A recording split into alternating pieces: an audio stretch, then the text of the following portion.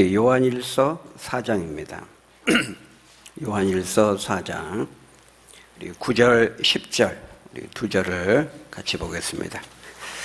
요한일서 4장 9절, 10절 신약성경 392쪽입니다.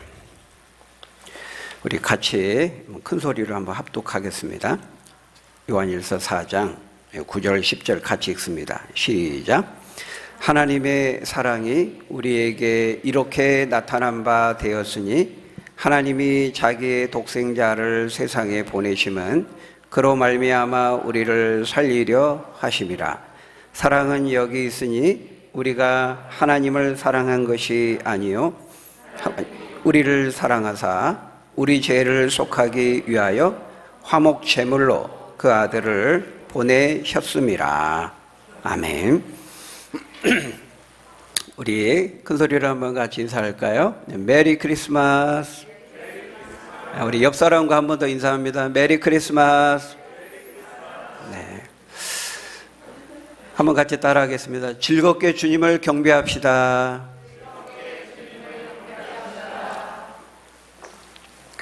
네, 우리가 방금 메리 크리스마스 이제 그랬는데요. 이 메리 크리스마스라는 말의 뜻이 뭘까요? 메리 크리스마스. 즐겁게 그리스도를 경배하자. 즐겁게 그리스도를 예배하자. 그런 말입니다. 여러분, 이 크리스마스, 성탄절은 그런 점에서 즐거운 날입니다. 기쁜 날입니다. 그렇지만은 왜 기쁜 날인지를 알지 못한 채 그 의미도 알지 못하면서 막연히 분위기 때문에 즐거워하는 사람들이 많이 있어요. 우리는 그러면 안 되겠어요. 우리는 수준이 높은 사람들이잖아요.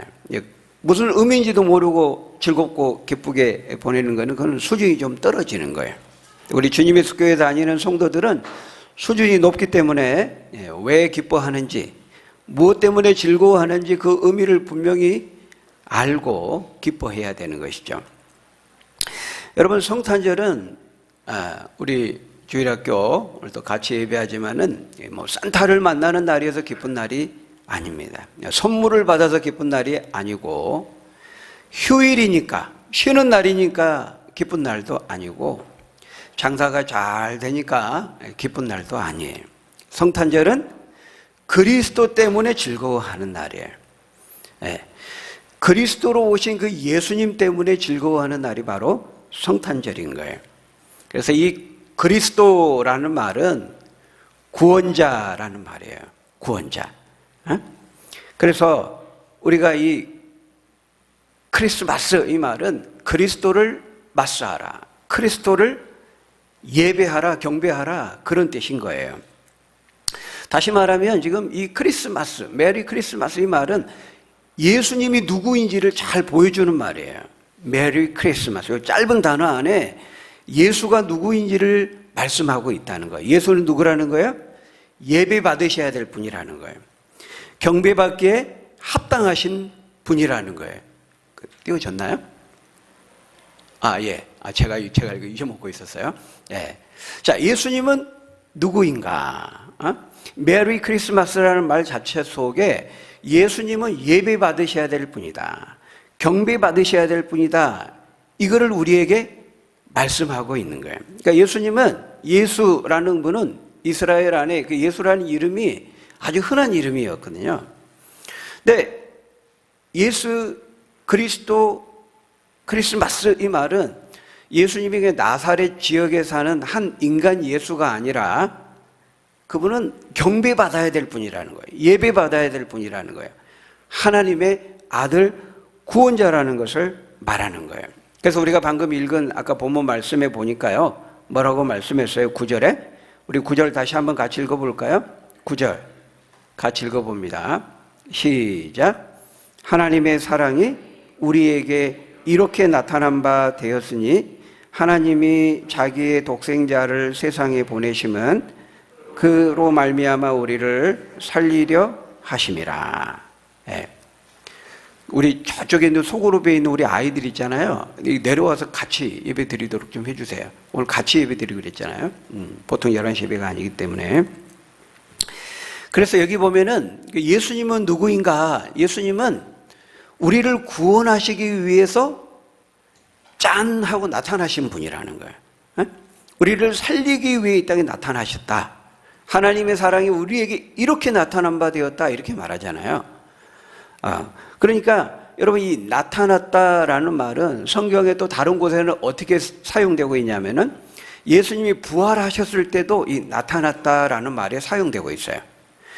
예수님이 죽은 줄로만 알았는데 제자들 가운데 짠 하고 나타나신 거예요. 얼마나 놀랬겠어요.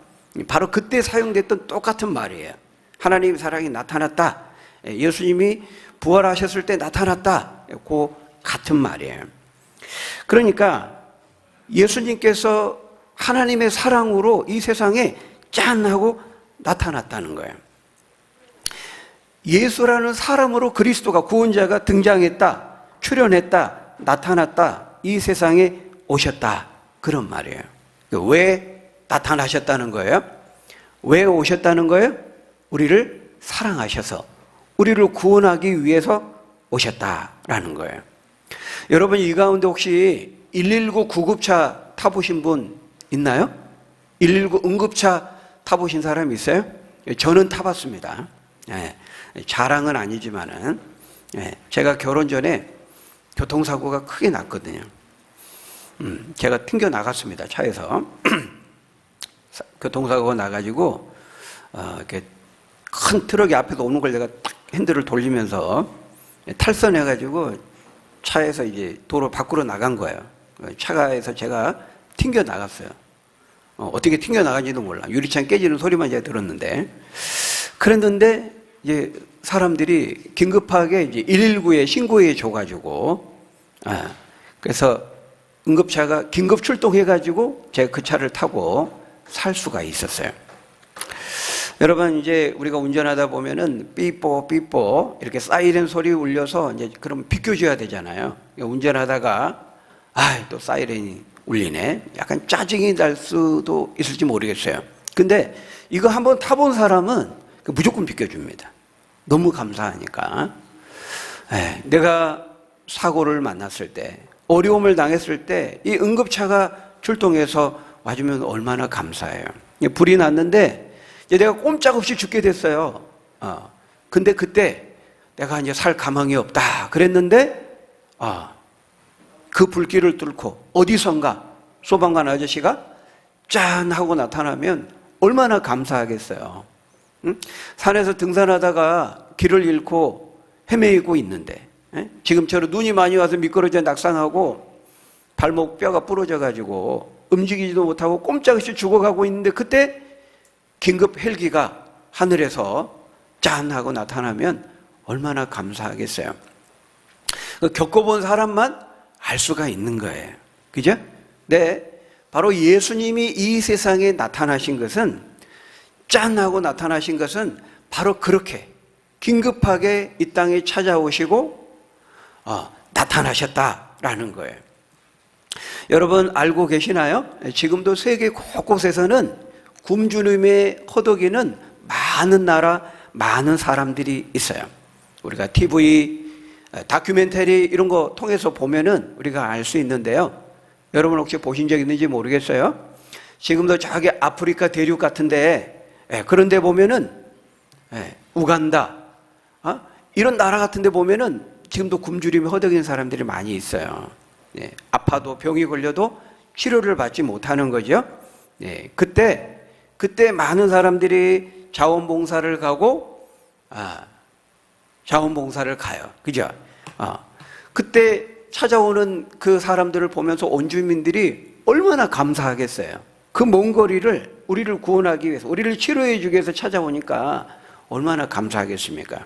관광 온 것도 아니고, 여행차 놀러 온 것이 아니고, 우리를 섬기기 위해서 우리를 봉사해 주기 온 거니까 이 원주민들이 굉장히 고마운 거예요. 여러분 입장을 바꿔서 한번 생각해 봐요. 여러분이 큰 병에 걸려가지고 병상에 누워 있어요.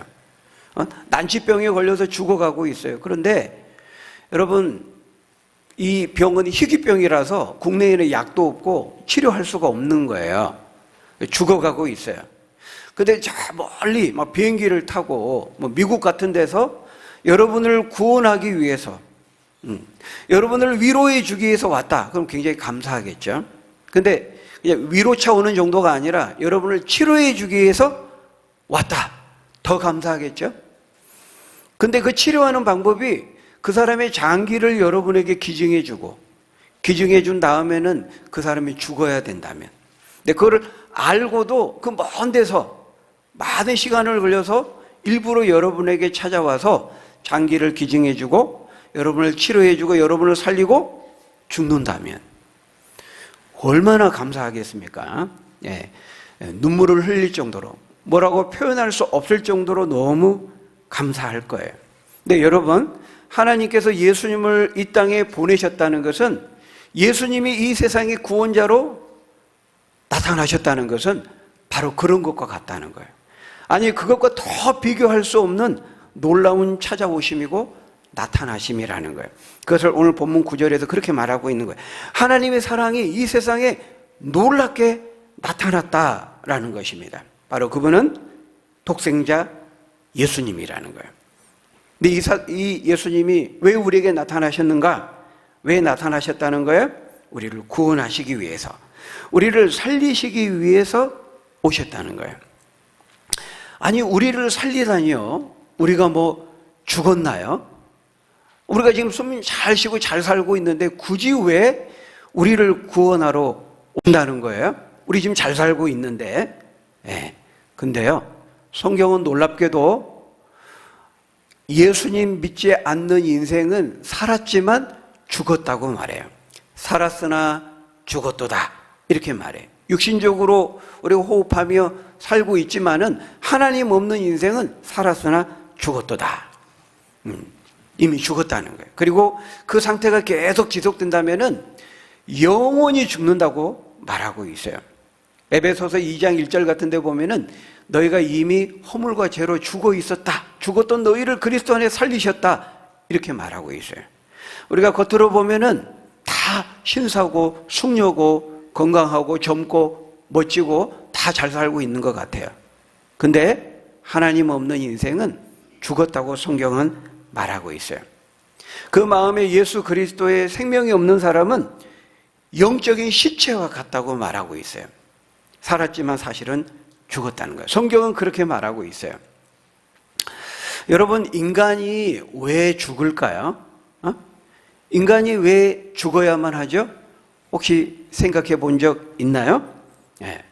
인간은 원래 다 죽도록 만들어졌기 때문이지. 모든 인간이 죽는 것은 자연스러운 현상이지 뭐. 여러분, 그럴까요? 모든 인간은 죽도록 만들어졌을까요? 아니에요. 인간이 죽는 것은 절대로 자연스러운 현상이 아니에요. 철수도 죽고 영희도 죽고 모든 인간은 다 죽으니까 나도 언젠가는 죽겠지. 인간이 죽는 것은 자연스러운 거야. 여러분, 그렇지 않아요. 인간이 죽는 것은 절대로 자연스러운 것이 아니라고 성경은 말씀해요. 인간은 원래 죽도록 만들어지지 않았어요, 하나님께서. 로마서 3장 23절에 보면은 모든 사람이 죄를 범했다, 이렇게 말해요. 그리고 로마서 6장 23절에 보면은 모든 사람이 죄가 있기 때문에 그 죄의 삭슨, 그 죄의 결과는, 대가는 죽음이다, 사망이다, 이렇게 말하고 있어요. 그러니까 인간이 죽는 것은 자연스러운 현상이 아니고 뭐예요? 죄의 대가와 결과라는 거예요.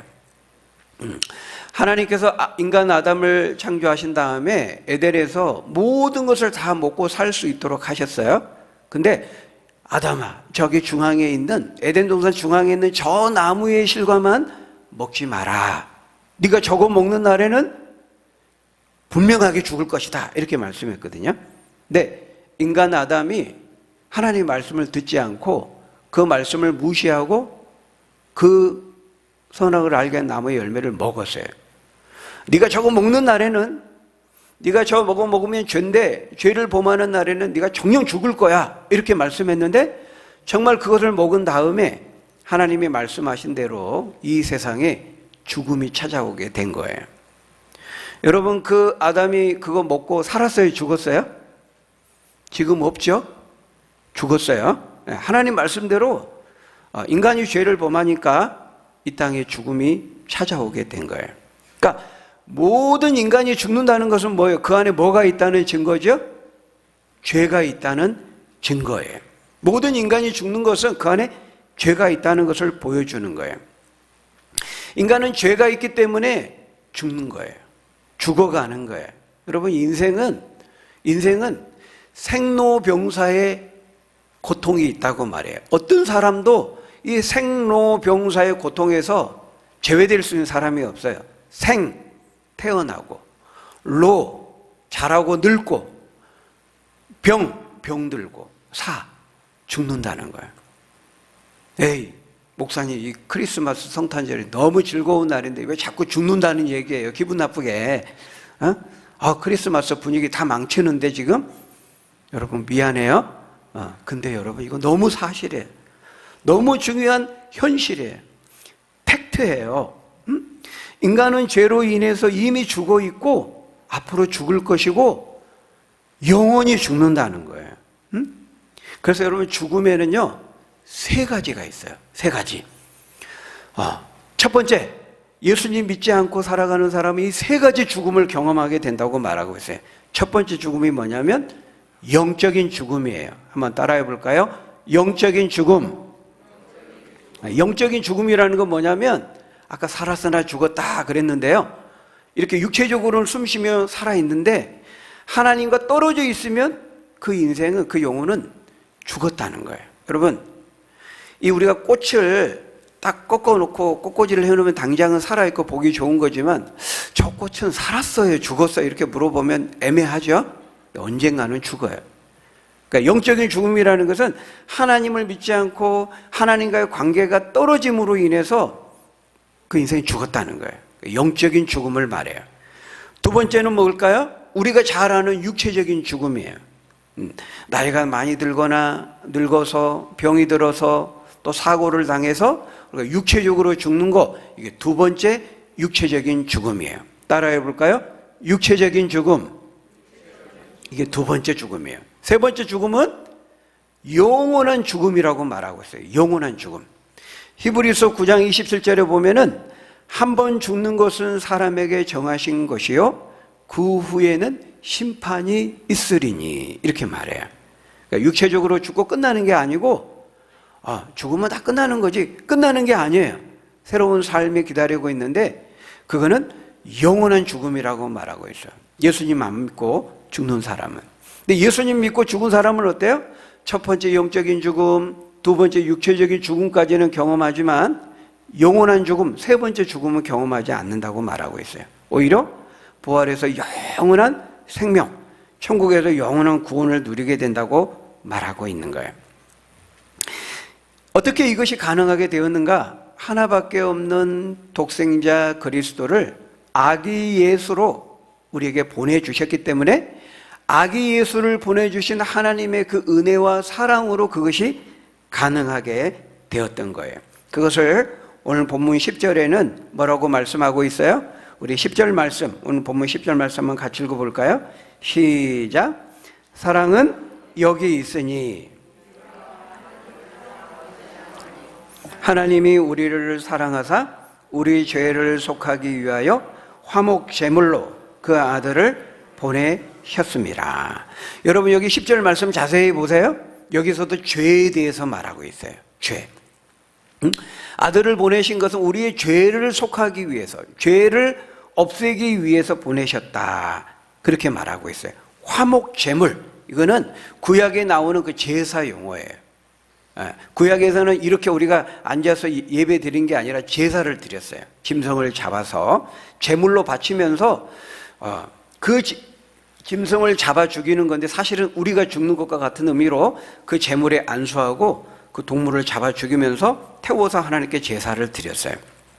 그게 오늘 우리의 예배와 같은 거예요. 이제는 예수님이 십자가에서 우리의 희생 양이 되시고 제물이 되어 죽으셨기 때문에 제사가 다 끝나고 이렇게 이제 우리가 예배로 드리는 거예요. 그 은혜에 대해서 감사함으로 예배 드리는 거예요. 그러니까 예수님이, 우리가 죽어야 되는데 죄에 대한 결과와 대가로 우리가 죽어야 되는데 우리가 죽지 않고 예수님이 십자가에서 제물이 되셔서 죽으셨기 때문에 우리가 이제 죽지 않아도 되게 된 거예요. 왜 예수님이 그렇게 하셨을까요? 왜 예수님이 십자가에 죽으셨을까요? 네, 바로 우리를 사랑하셨기 때문이라고 말하고 있어요. 다른 이유가 없어요. 하나님이 우리를 너무 사랑하셨기 때문에 그 죄의 비참 가운데 살아가는 것을 보시고 너무 불쌍히 여기셔서 우리가 죽어야 되는 그 죽음에 대한 두려움 가운데 살아가는 것을 우리가 두려워하는 것을 너무 하나님이 불쌍히 여기셔서 우리를 사랑하셨기 때문에 하나밖에 없는 독생자 아들이신 예수님을 이 땅에 보내셔서 우리를 대신해서 죽게 하셨다는 거예요. 이 예수님은 그러니까 하나님이세요, 원래. 그리고 하나님의 아들이세요. 근데 그 하나님의 영광의 보좌를 버리시고 낮고 천한 이 세상에 낮아지셔서 인간이 되신 거예요. 이건 너무 충격적인 일이죠. 네? 이거 하는 걸 오랜만에 하다 보니까 갑자기 잊어버리고 그냥 우리를 사랑하셨기 때문에. 여러분, 충격적인 사건이에요. 하나님이신데 그분이 사람이 되셨다는 거예요. 여러분 이거 생각해 보셨어요? 이거는 어떤 것과 우리가 생각해 볼 수 있냐면, 우리가 만화 같은 데서 보면 막 사람이 동물로 변해. 그죠? 그런 만화 있잖아요. 근데 여러분 생각해 보세요. 여러분이 만일 지렁이로 변했다. 한번 생각해 보세요. 여기 앞에 최영 집사님 계시네요. 여러분이 만일 지렁이로 바뀌었다, 변했다. 그러면 여러분 생각해 보세요. 어떨 것 같아요? 너무 싫을 것 같아요. 그죠? 근데 여러분, 하나님이 사람이 되신 것은요, 우리 인간이 지렁이가 되는 것보다 더 충격적인 사건이라는 거예요. 더 놀라운 사건이라는 거예요. 근데요, 예수님은 베들레헴 냄새나는 마구간에서 탄생하셨어요. 그리고 인간이 당할 수 있는 모든 비참한 고통을 다 겪으셨어요. 멸시와 천대와 조롱을 받으시고, 심지어는 그토록 사랑을 쏟고 모든 것을 부어주셨던 제자들에게도 배신을 당했어요. 예수님께서. 그래서 예수님이 우리가 이 땅에서 겪는 모든 고통, 아픔, 시련을 다 대신해서 담당해 줄 수 있다고 말씀하는 거예요. 왜? 예수님은 인간으로서요, 당할 수 있는 모든 고통과 고난과 시련을 다 겪으셨기 때문에. 예수님이 왜 그런 고통을 당하실 필요가 뭐가 있어요? 하나님이신데. 근데 그 영광의 보좌를 버리시고 그렇게 하셨다는 거. 왜 그렇게 하셨다는 거예요? 사람이 되신 것도 너무 충격적인 건데, 우리 인간 중에 그 어떤 인간도 당하지 않는 그런 최고의 극형, 십자가의 고난과 죽음과 그 비참과 조롱과 멸시를 당하셨다. 왜 주님이 그렇게 하셔야 되죠? 하나님이신데, 이 세상을 창조하신 분인데 그럴 필요가 없는데 그렇게 하신 것은 딱 한 가지 이유라는 거예요. 그게 뭐 때문이죠? 우리를 사랑하시기 때문에. 우리가 죄 가운데서 고통하고 죽어가는 것을 불쌍히 여기셨기 때문에 그렇게 하신 거예요. 우리를 죄 가운데서 살리시기 위해서, 우리를 구원하시기 위해서 그렇게 하셨다는 거예요. 그래서 여러분, 우리 예수님은 하나님이 저와 여러분들을 얼마나 사랑하시는지를 보여주시는 증표예요. 증표. 하나님께서 이스라엘을 정말 사랑하셨거든요. 성경을 읽어보면. 근데 이스라엘은요, 안타깝게도 불행하게도 그 하나님의 사랑과 그 마음을 몰랐어요. 하나님께서 이스라엘을 애굽에서 500년 동안 노예살이하고 있는 이스라엘을 구해 주셨어요. 출애굽 시켜 주셨어요. 광야에서 그들이 물이 없을 때 먹게 하시고 먹을 양식이 없을 때 먹게 하셨어요. 다른 이방 민족의 침입을 받았을 때 지켜주셨어요. 보호해 주셨어요. 도저히 그들의 힘으로는 들어갈 수 없는 젖과 꿀이 흐르는 가나안 땅에 들어가게 하셨어요. 때로는 그들에게 아버지가 되어주셨고 목자가 되어주셨고 또 남편이 되어주시기도 하셨어요. 그렇게 사랑을 부어주셨지만은 어리석은 이스라엘 백성들은, 마음이 강팍한 이스라엘 백성들은 깨닫지 못했어요. 근데 사실 우리도 그래요. 우리도 마찬가지예요. 우리도 얼마나 어리석고 마음이 고집스럽고 완악한지 몰라요. 우리도 잘 깨닫지 못해요. 마지막 마지막 하나님께서 우리를 얼마나 사랑하신지를 보여주는 마지막 징표로서 보내주신 분이 누구냐면 바로 예수님이라는 거예요. 예수님. 그래서 예수님은 우리에게 하나님이 얼마나 우리를 사랑하신지를 보여주는 마지막 사랑의 마침표예요. 우리 한번 따라해 볼까요? 사랑의 마침표. 예수님은 하나님이 우리를 얼마나 사랑하시는지를 보여주는 마지막 사랑의 마침표예요. 마침표. 하나님은 우리를 말과 혀로만 사랑하시는 분이 아니에요. 우리는 말과 혀로만 할 때가 많잖아요. 근데 하나님은 직접 행동으로 보여주셨어요. 많은 선지자를 통해서 말씀도 하셨고 많은 필요를 통해 보여주시기도 하셨는데 그래도 깨닫지를 못해요. 이스라엘 백성들이. 우리 인간들이 그래도 깨닫지를 못해요. 그러니까 하나님께서 마지막으로 직접 오신 거예요. 아들을 보내주신 거예요. 그래서 그 아들을 십자가에 죽게 하신 거예요. 아들을 희생시키면서까지 우리를 얼마나 사랑하는지를 보여주신 거예요. 직접. 여러분, 우리가 내 마음의 진실은 이건데 내 마음을 몰라줘요? 그럼 어떻게 하죠? 너무 답답한 마음에 어떻게 해요? 혈서를 써요.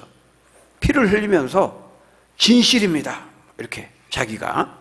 여러분, 예수님을 십자가에 보내셔서 피 흘려 죽게 하신 것은 하나님의 혈서예요. 하나님이 혈서를 쓰신 거예요. 아들을 죽이면서까지, 희생시키면서까지 하나님이 우리를 얼마나 사랑하시는지를 보여주신 거예요. 그래서 예수님은 사랑의 마침표이고 하나님의 혈서예요. 혈서. 여러분, 예수님은 우리에게 보여주신 사랑의 마침표라는 거, 하나님의 혈서라는 거 기억하시길 바라요.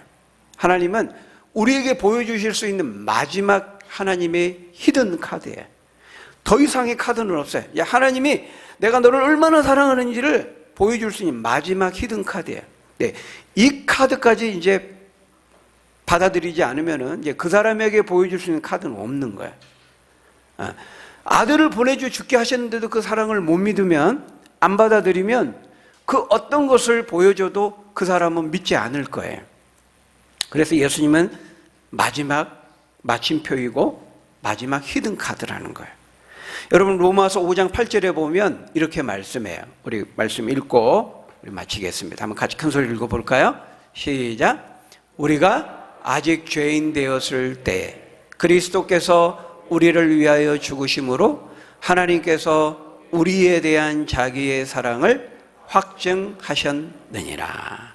우리가 죄인 되었을 때, 우리가 착한 일하고 좋은 일하고 있을 때가 아니고 우리가 아무런 자격이 없을 때, 죄인 되었을 때 하나님께서 아들 그리스도를 보내셔서 우리 대신 십자가에 죽게 하심으로써, 아들을 대신 희생시킴으로써 하나님 우리를 얼마나 사랑하는지를 확실히 증거해 보여주셨다는 거예요.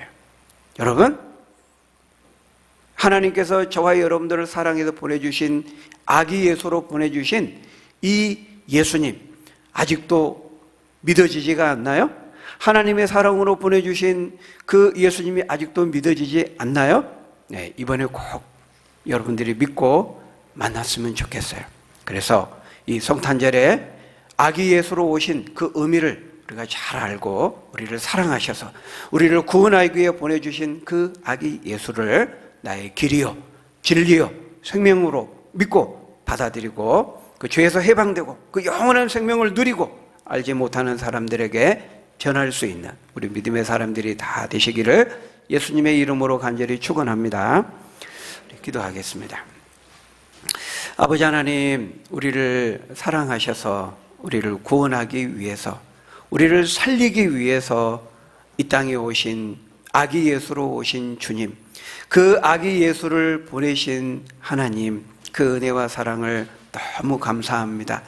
아기 예수를 통해 우리에게 보여주신 그 하나님의 아버지의 그 사랑의 마음 우리가 깨닫고 믿고 받아들이고 그 구원자로 우리가 섬기고 그 영생의 복을 누리고 나의 인생의 목자로 섬기며 누리며 알지 못하고 살아가는 사람들에게 전하며 살아갈 수 있는 우리 축복된 믿음의 사람들 다 될 수 있도록 인도해 주세요. 예수님 이름으로 기도합니다.